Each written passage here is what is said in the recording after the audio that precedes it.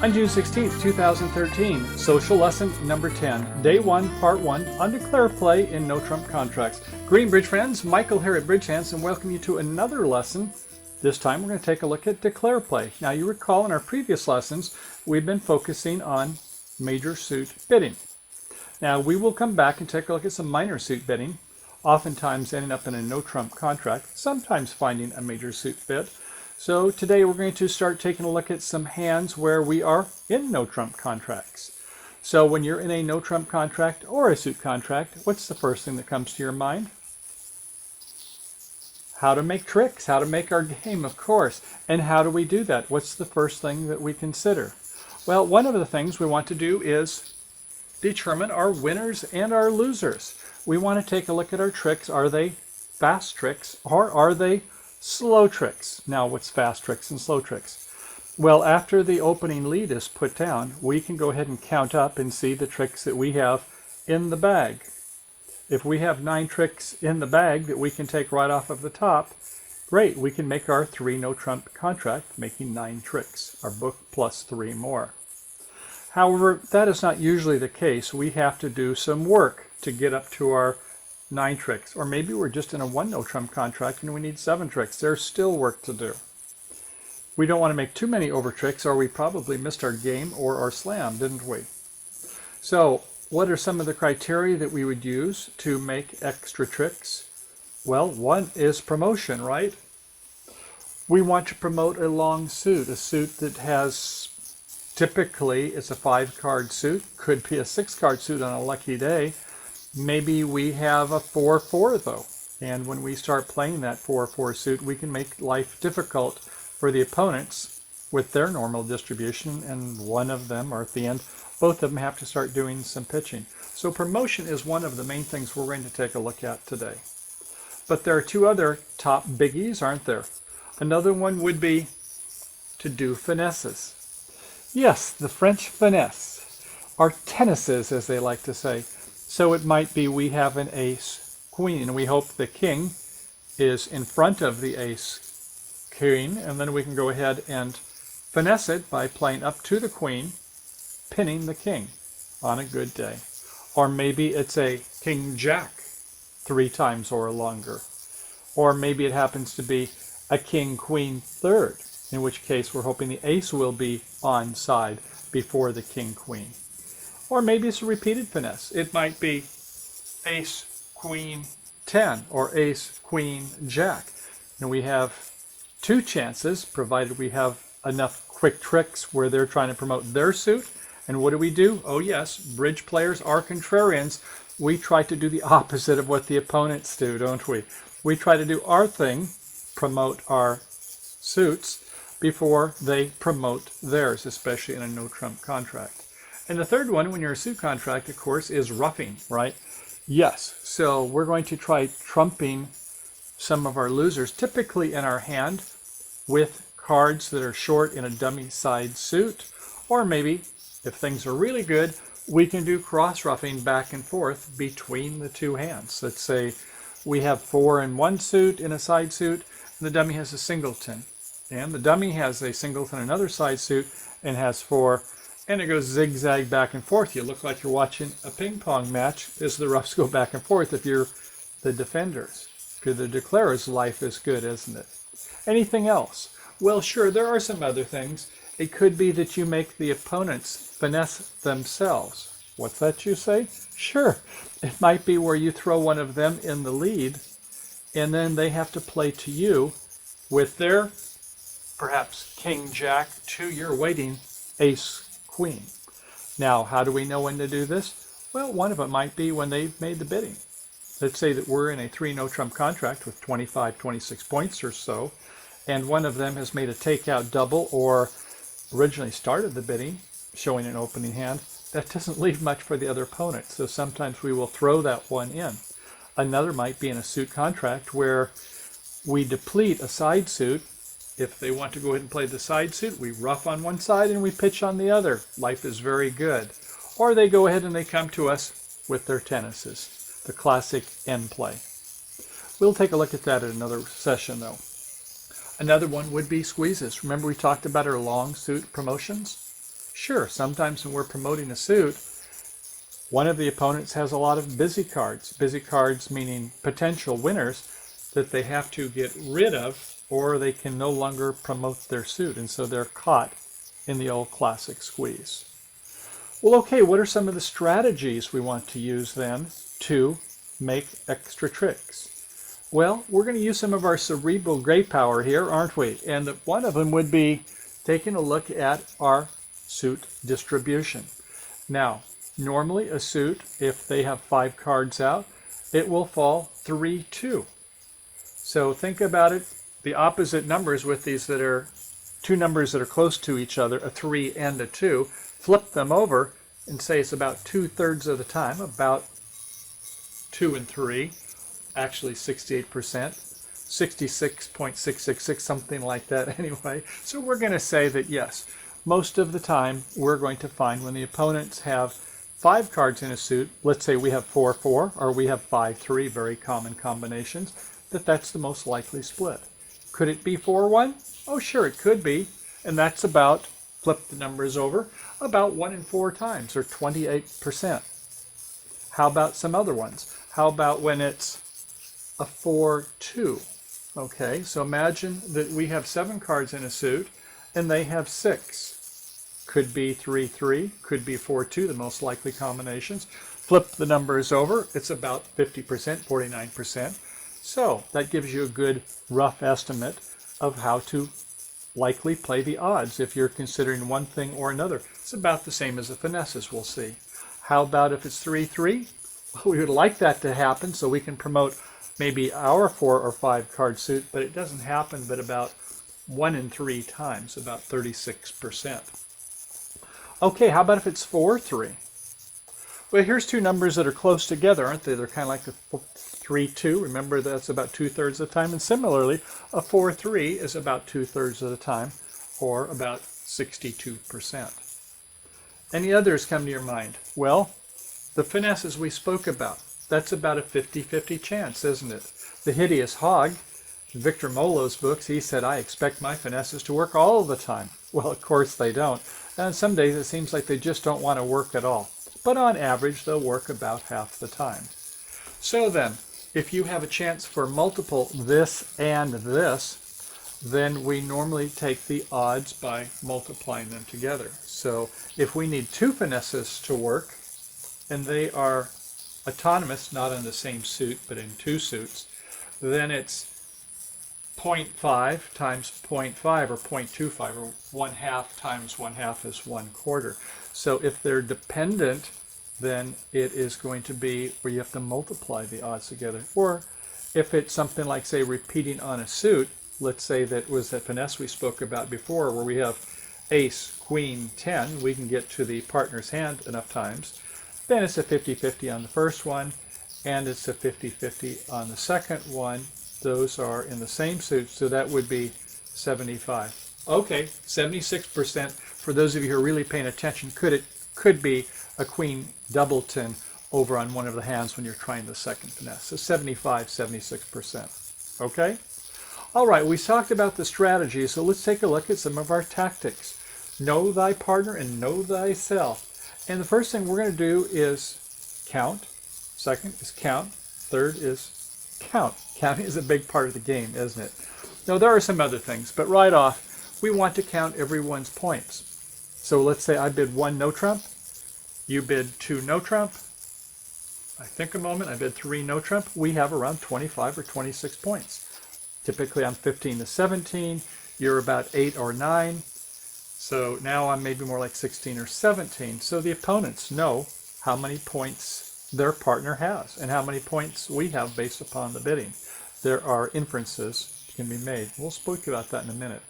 But we want to kind of think about when the opponents have made bidding. Another thing to think about is how many points are at the table, which gets us to the next item. We talked about the shape. A very common shape is a 5-3-3-2 or a 4-4-3-2. A 5-4-2-2 is more common than a 5-4-3-1, and a 6-3-2-2, as well as a 4 triple 3. Not that often. You would think that might be the most common in bridge, but it certainly isn't as much as some of these others. And then the singletons. 5 4 3 1, 5 5 2 1, a 4 4 4 1, or a 6 4 2 1. The more shapely they are, the happy we are if those are the cards we're holding in hand. Or, since there's 13 cards, the distribution around the table. Aha! Know yourself and know the opponents. So when we have, let's say, a 5-4 in a suit, let's say it happens to be in a trump suit, then they're going to be 2-2 or they're going to be 3-1. Which do you think would happen more often? Yeah, cards don't tend to break evenly. They tend to break oddly most of the time. So that means they're more likely to be 3-1. Turns out that's a 50% chance. 2-2, a 40% chance. Okay, so always think about the points as you're going around the table. Don't have to count up all your cards.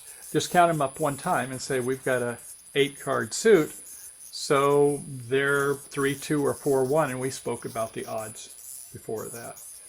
So once you've kind of got these patterns in your head, if you just remember the ones on this first line, just start reciting them. When you're on to we play bridge with your partner, 5-3-3-2, 4-4-3-2, 5-4-2-2, 6-3-2-2, and so on. And you want to get more advanced, you can start thinking about these ones with the singleton suits. All right?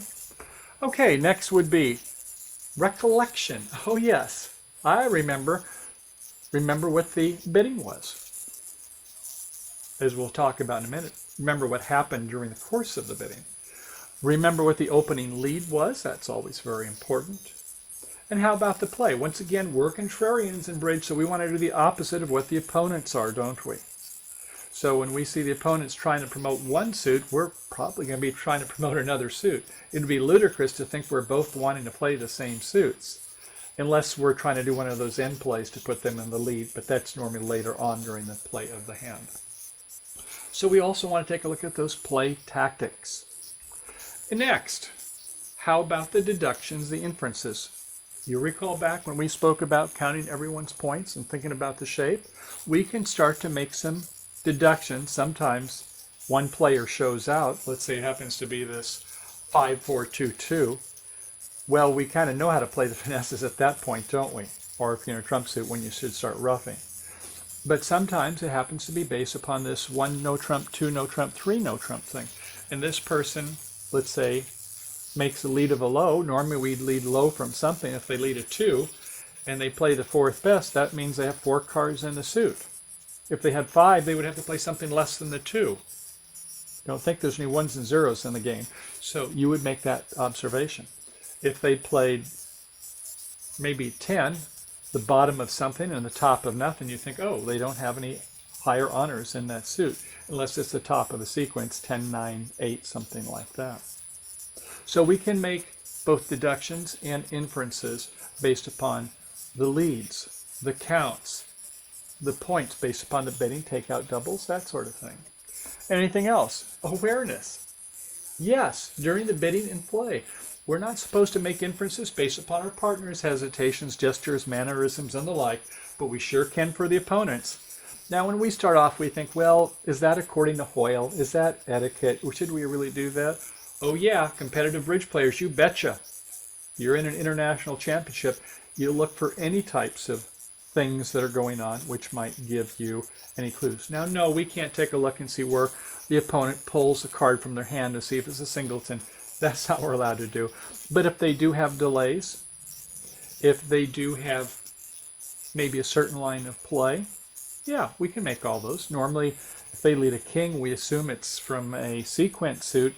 It's not good bridge to lead from a king doubleton to your ace and queen, is it? So we would normally assume that would be a sequence suit. Sometimes against a no trump contract, they won't always lead that 4th best. That might give us some clues there. Against a suit contract, if they have an unprotected ace that they lead, well, what's that all about? That normally hurts them. So they must have a lot of other aces or maybe a singleton trump that they don't want to lead. And leading away from a jack is normally a bad play unless their partners bid the suit also. Sometimes you can make inferences on those types of things. So there's a lot of things to think about, but let's go ahead and start counting our lucky blessings, and head for the table. Okay, I'll see you there. On these first hands, we're going to start off a little bit slow, and then we see on the lookalikes, ones that we've seen before that look almost the same, we'll look at some differences and start picking up the speed. Okay, so the first hand, South will be the dealer and has a glorious 5-3-3-2. In clubs, Ace, King, Queen, 10 spot, 5 times, that's 100 honors. Okay, in diamonds, Ace, 9 spot, 3 times. In hearts, Queen, 10, third, and Queen, doubleton in spades. So 4, 5, 6, 7, 8, 9. One distribution for the fifth club is 10. Ace of diamonds 14. 2 queens, 18, do you think? Yeah, so it looks like a balanced hand. If it was a major, certainly we would bid that suit if it was a fiver, but here in clubs, we're more likely to bid one no trump with a 5-3-3-2 shape. So, do you want to open one no trump with 17 plus 1 distribution? Well, you might want to instead bid a club, your partner bids something, ostensibly they'll come in, and then we'll rebid to no trump. Open 15 to 17, open 2 no trump, 20 to 21, in between 18 or a bad 19 would be rebid of 2 no trump, which I think we want to do here. But that queen doubleton may not be worth 2 points. We'll come back to that. Okay, so opening one club. In the West hand, they have a 6-3-2-2, and so their spades are not that hot. Jack, 9-8, 6, 5-4, and only a Jack 9 doubleton of clubs in terms of useful honors. I don't think it's worth a bid. Some of you sporty players, not vulnerable versus vulnerable, make him with 2 spades. Don't like it. Could go down a lot. And it would be badly directing too, wouldn't it? If your partner led away from the king of spades, queen wins, the ace wins in the other hand, your partner's thinking, what's this all about? Why did they make a preempt bid? So let's pass over in West. To the North hand, it's a 4-4-3-2, 4-4 in the red suits, ace, jack, 8 spot 4 times. In diamonds, king, jack 4 times, ace 10 spot in spades, and 3 small clubs. So that's 4, 8 for aces. The jack connected is good working value is 9. In diamonds, another 4 for the king jack up to 13. So we don't need to bid 3 no trump. We want to see if we can find a 4-4 heart bid with partners. So it's forcing. Just bid 1 heart now. Over in the East hand, it's a 4-3-3. In hearts, king 4 times. Spades, king 3 times. In diamonds, queen 3 times, and 8-7-6 in clubs, no bid. Back to South, okay, now's a chance. Rebid 2 no trump, highly invitational, showing 18 or bad 19. If we had a good 19, we would just go to game, right? Because partner's got 6 or more, we've got 19, 25 for a game. Okay, so it's passed by West. By North, do you think, or they want to keep going? Partner has 18 or 19. We have 13 in the North hand. Do we want to investigate slam? No, I hope not.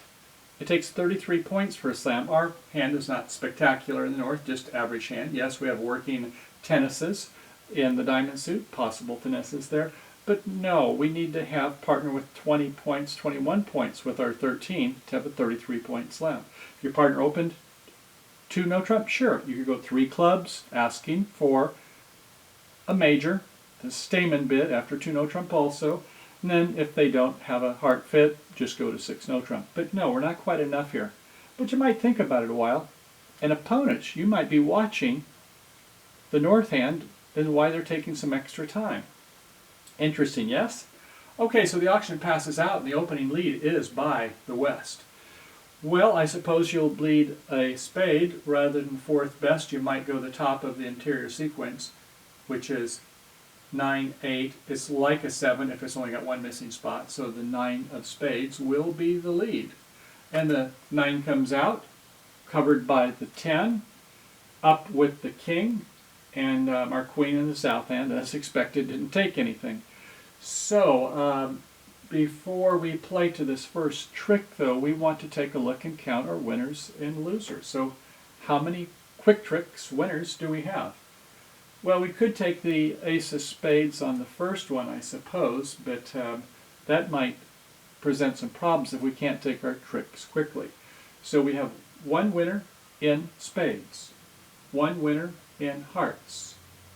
Hopefully 5 winners in clubs, up to 7, 2 winners in diamonds. We can see some finesse opportunities, and we're hoping that we can promote this suit, but we really only have 7 tricks for sure in the bag. If the opponents have Jack 4th against us, then that would be a problem. Now if it's Jack 4th over in the east hand, we'll detect that soon enough, and if we can get back to the north hand, the dummy, which we do have some entries in hearts and in diamonds, we could go ahead and finesse. But if it's Jack 4th over on this side, over in the west hand, well, we'd have to go to plan B, wouldn't we?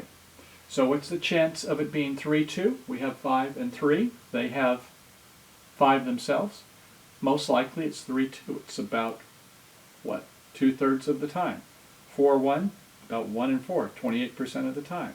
So yeah, we think this will work. It's certainly better odds than going with a diamond finesse, right? That's only a 50-50 chance. Let's go by something that's more like a 67-68% chance.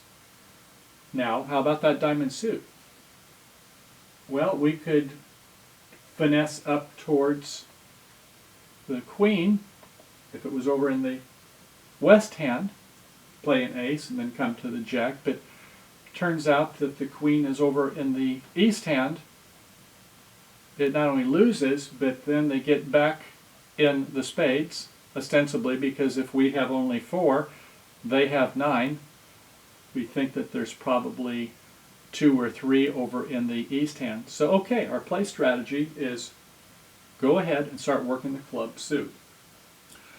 Okay, we should be thinking that on each hand, by the way. Sometimes we go through them quick, and hopefully later on you catch me if I go too quick, but here we go. So they come back in a spade. The 7 of spades, did you see that?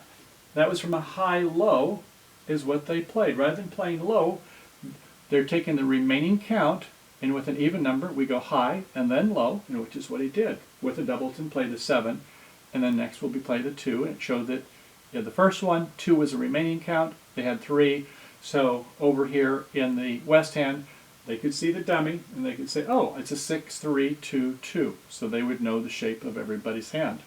Count, count, count, right? Also, by the way, how about the high card points?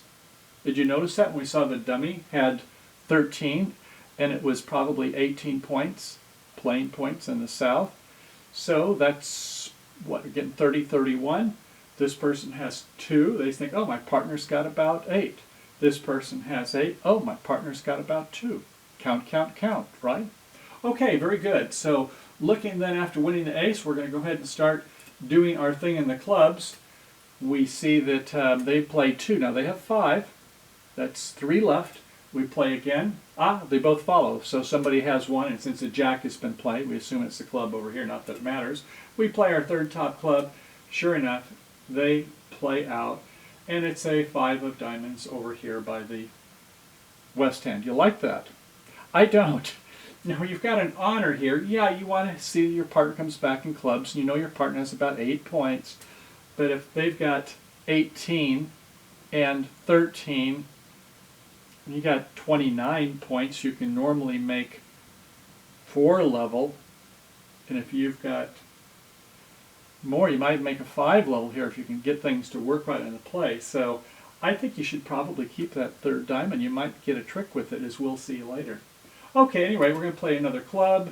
Now they pitch a heart, another club, a heart, and a diamond by west, and we're pitching some diamonds ourselves. We can try a finesse on the hearts, and we can try a finesse on the spades, or the diamonds. So, okay, so we've got 6 tricks. Why take risks, right?